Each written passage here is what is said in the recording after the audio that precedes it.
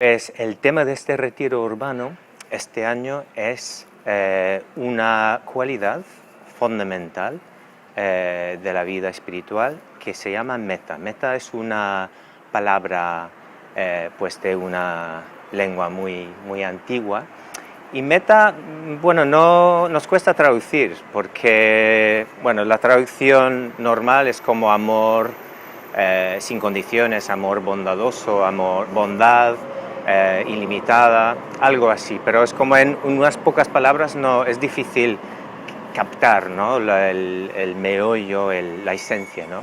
Pero sí, es eso, es como un amor no romántico, sino una, digamos, una capacidad que tiene cualquier ser humano de conectar con otros seres. O sea, se asemeja quizá más a lo que nosotros llamaríamos amistad que al amor romántico, ¿no? Porque la amistad puede que, pues, sintamos amistad, pues, no sé, que es como un sentimiento sin esperar nada a cambio, ¿no? Podemos sentir una conexión hacia otra persona sin esperar a que pues también lo sienta, ¿no? O sea, en este sentido sin condiciones, un amor desinteresado, ¿no?